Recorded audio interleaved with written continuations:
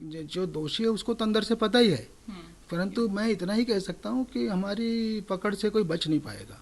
जो अगर इन्वॉल्व है कहीं भी, कुछ भी थोड़ा सा भी साक्ष्य हमारे पास है, तो 100% उसे जो है जेल भेजा जाएगा।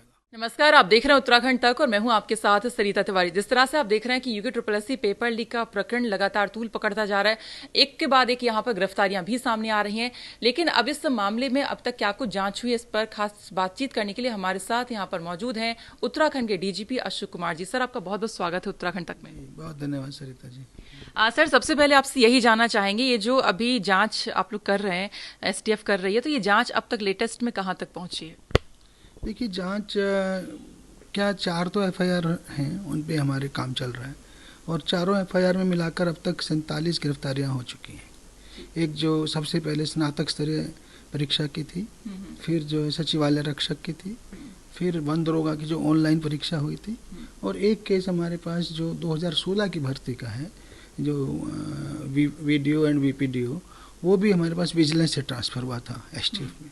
तो इन चारों में मिलाकर अभी तक 47 गिरफ्तारी हो चुकी है। ठीक है। दूसरा यहाँ पर जैसे अभी एक सादिक मूसा को अरेस्ट किया है और हाकम सिंह, एक बड़ा नाम बीच में सामने आ रहा था, इसे अरेस्ट किया है। अब हमने ये भी सुना था कि ये जो आरोपी हैं बाहर जो है पनाह लेने की फिराक में थे, लेकिन आपके नेतृत्व में जिस तरह से एसटीएफ ने यहाँ पर काम किया है और बखूबी इन्हें पकड़ा है, तो ये जो पकड़ा है कैसे पकड़ा, मतलब कितनी मुश्किल आप लोगों को हुई ये सारी चीजें करने में? देखिए, कोई भी अरेस्ट जब की जाती है, ऑफ कोर्स जो दूसरा आदमी बचने का प्रयास करता है, किंतु ये तो जैसे बोलते हैं ना, पुलिस चोर का खेल तो एक वो चलता है, तो कौन ऊपर आता है ये उसकी बात है। तो ये हमारी ओवरऑल स्ट्रेटजी सफल रही कि हमने उनको अपने ऊपर हावी नहीं होने दिया, और हमने बहुत ही लगभग 2 महीने के समय में इतनी ज़्यादा गिरफ्तारियां की हैं। बिल्कुल, 2 महीने में 47 गिरफ्तारियां काफी होती हैं। और दूसरा, क्या आपको लग रहा है कि मतलब जो आरोपी ऐसे होंगे जिनको पता होगा कि वो इसमें संलिप्त हैं, तो वो भी कहीं ना कहीं भागने की फिराक में मतलब ऐसा कुछ प्लानिंग कर रहे होंगे? देखिए, बिल्कुल पॉसिबल है, क्योंकि अभी कुछ कुछ एक में अभी गिरफ्तारियां शुरू हुई हैं, जैसे 2016 वाले केस में शुरू हुई है अभी, या कि वन दरोगा वाले में हुई है, उसमें भी मेन लोग अभी हमारी गिरफ्त में आना बाकी हैं। तो ऑब्वियसली हर आदमी प्रयास करता है, जो दोषी है उसको तो अंदर से पता ही है, परंतु मैं इतना ही कह सकता हूँ कि हमारी पकड़ से कोई बच नहीं पाएगा। जो अगर इन्वॉल्व है कहीं भी, कुछ भी थोड़ा सा भी साक्ष्य हमारे पास है, तो 100% उसे जो है जेल भेजा जाएगा। ठीक है।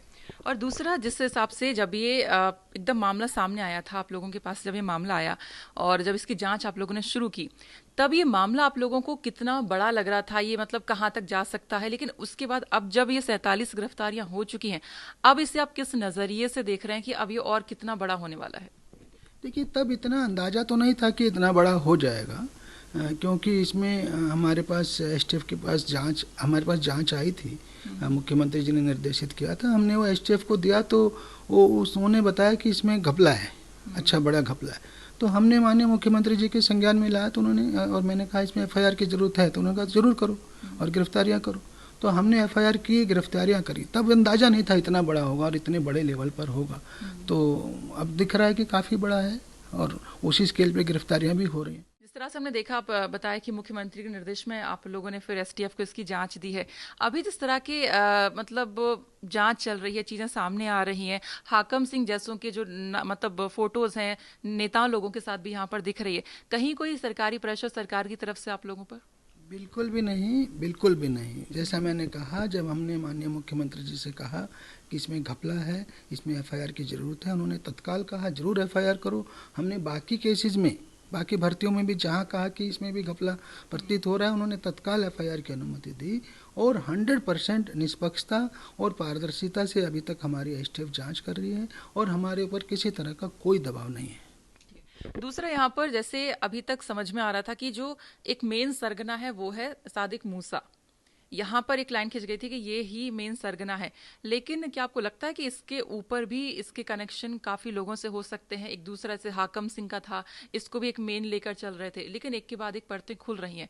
तो क्या लग रहा है कि ये जो कड़ियां हैं मतलब और ज्यादा फैली हुई हैं क्या? देखिए, मैं इसको लोगों को समझाने का प्रयास करता हूँ। एक प्रेस का मालिक है जो लखनऊ में प्रेस है, आरएमएस, जो, हाँ, सॉल्यूशंस करके जो है, तो वो कहीं ना कहीं मेन सूत्रधार वहाँ है। उसका मेन आदमी है सादिक मूसा। ओके। ठीक है, जो राजेश चौहान और उसका भाई गए हैं, उनका मेन आदमी सादिक मूसा। तो वो पेपर जब छाप रहे हैं, ठीक है ना, तो वो उस पेपर को बेचते हैं, ठीक है ना। जब वो लीक करेंगे तो किसी को बेचेंगे, जिनको बेचेंगे वो फर्दर आगे स्टूडेंट्स को बेचेंगे। तो हमें जो समझ आया कि मेन सूत्रधार तो ये लोग हो गए, सादिक मूसा और प्रेस वाले, ठीक है। फिर ये ढूंढते हैं ऐसे ऐसे छत्रप लोगों को जो अपने अपने एरिया से स्टूडेंट लाएंगे और इनको जो है पैसा फीड करेंगे, ठीक है। तो उसी में हाकम सिंह है, उसी में चंदन मनराल है, उसी में शशिकांत है और उसी में केंद्रपाल है। तो इन्होंने अलग अलग एरिया से स्टूडेंट्स को लिया और उनको पेपर लीक कराया। पेपर जो है एक जगह, एक किसी जगह पे बैठा करके उनको जो है पेपर दिखाया गया, रटवाया गया, तैयारी की गई। तो इस तरह से ये जो है मतलब एक सेंट्रल हो गया और उसके चारों ओर 4-5 ऐसे लोग हो गए जो उनको फीड करते हैं। जैसे सादिक मूसा का यूपी जो कनेक्शन यहाँ पे निकला है, तो क्या आपको लगता है कि ये सिर्फ यूपी तक ही सीमित होगा? मतलब चांसेस क्या लग रहे हैं कि क्या और राज्यों में इसके कनेक्शन भी हो सकते हैं? मतलब क्योंकि अगर वो मतलब यहाँ तक नकल करवा सकता है, पेपर लीक यहाँ हो सकता है, तो कहीं और भी दे सकता है। संभव है, संभव है जी। सर, पुलिस दरोगा की भी जांच आप लोग कर रहे हैं, तो इसकी अगर जांच की बात करें, अब तक कितना अपडेट है इसमें? देखिए, हम जब ये जो सबसे पहला मुकदमा दर्ज हुआ था, FIR दर्ज हुई थी, उसकी जांच में जब बड़े बड़े लोग गिरफ्तार हुए तब हमें कहीं ना कहीं से कुछ सुराग मिले कि 2015 में जो पुलिस सब इंस्पेक्टर की भर्ती हुई थी उसमें भी कुछ लोग नकल वाले हो सकते हैं। तो उस संभावना को देखते हुए हमने राज्य सरकार से अनुरोध किया था कि इसकी विजिलेंस जांच करा दी जाए, क्योंकि विजिलेंस पुलिस विभाग के अधीन नहीं होता, ठीक है, क्योंकि भी पुलिस के दरोगा इन्वॉल्व हैं। तो इसलिए उसमें माननीय मुख्यमंत्री जी द्वारा विजिलेंस विभाग को उसकी जांच दी गई उस भर्ती की, और विजिलेंस विभाग उसमें तेजी से जांच कर रहा है। दूसरा हम देख रहे हैं कि आप लोग एक तरफ तेजी से जांच कर रहे हैं, लेकिन दूसरी तरफ उत्तराखंड की सड़कों पर युवा उतरे हैं और लगातार वो लोग CBI जांच की बात कर रहे हैं। अब इस जांच में हम देख रहे हैं कि उत्तराखंड के बाद अब यूपी का भी कनेक्शन सामने आ गया, यानी दूसरा स्टेट भी यहाँ पर जुड़ गया है। तो क्या आपको लगता है कि STF मतलब सक्षम है कि अगर और भी राज्यों से इसके कनेक्शन होते हैं तो वहां पर भी जाकर पूछताछ करेगी? मतलब वो अपनी लेवल पे कितना कर रहे हैं? देखिए, अभी तक आपने देखा हम यूपी से भी लोगों को पकड़ के ले आए, हमने कहीं से गिरफ्तारियां तो कम नहीं की हैं। 2 महीने में 47 गिरफ्तारियां की हैं।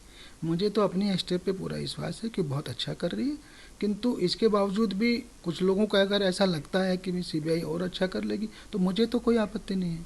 हम इतना ही अपने उत्तराखंड के युवाओं को आश्वस्त करना चाहेंगे कि STF 100% निष्पक्षता से और पारदर्शिता से जाँच कर रही है, उस पर भरोसा रखें।